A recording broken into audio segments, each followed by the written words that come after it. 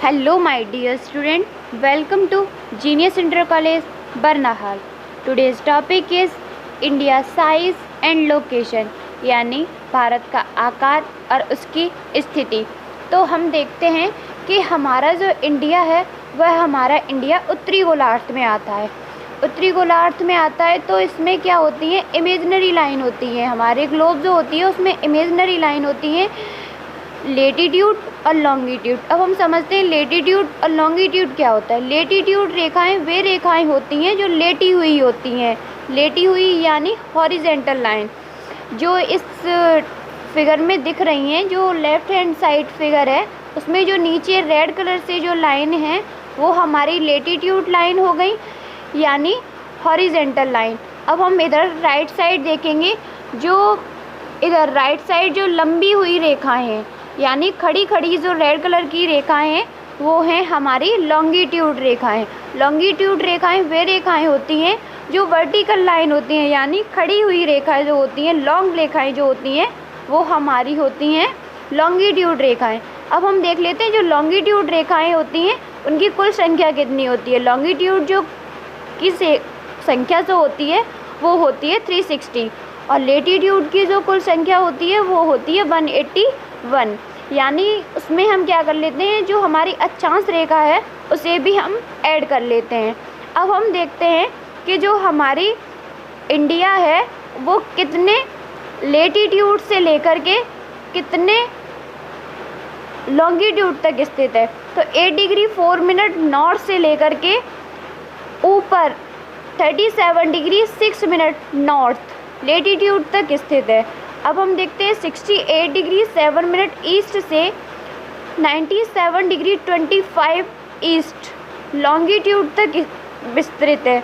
अब हम देखेंगे कि जो हमारे इंडिया है उसका जो कुल क्षेत्रफल है वो कितना है। तो इसका जो कुल क्षेत्रफल है वो है 32,87,263।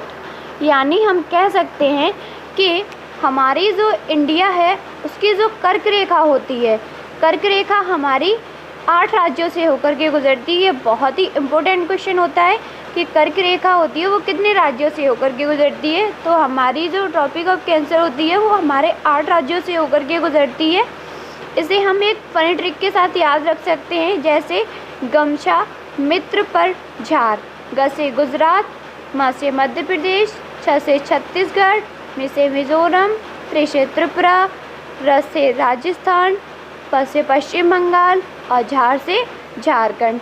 एक बार फिर से रिपीट कर देते हैं, गमछा मित्र पर झार, ग से गुजरात, म से मध्य प्रदेश, छ से छत्तीसगढ़, मी से मिज़ोरम, त्रि से त्रिपुरा, प से पश्चिम बंगाल, र से राजस्थान और झ से झारखंड। ये हमारे 8 राज्य होते हैं जिनसे कर्क रेखा गुजरती है। अब हम देखते हैं कि कर्क रेखा जो होती है वो हमारे इंडिया को 2 बराबर भागों में बांट देती है और ग्लोब को जो 2 बराबर भागों में बांटती है उसे हम क्या कहते हैं, 0 डिग्री अक्षांश रेखा। और जो इंडिया को 2 बराबर भागों में बांटती है उसे हम कहते हैं कर्क रेखा, यानी ट्रॉपिक ऑफ कैंसर।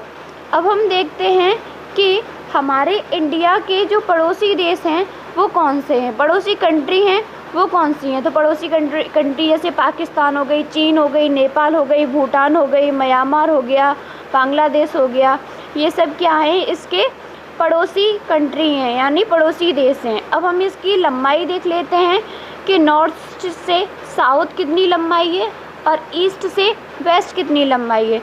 तो इसकी नॉर्थ से साउथ जो लंबाई है वो है 3214 किलोमीटर और जो ईस्ट से वेस्ट की लंबाई है वो है 2933।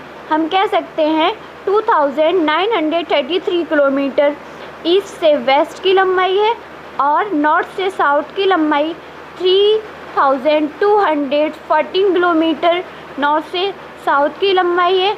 अब हम देखते हैं जो हमारी कर्क रेखा थी वह हमारे 23.5 यानी 23 डिग्री 30 मिनट नॉर्थ में स्थित थी ग्लोब में देखा जाए तो।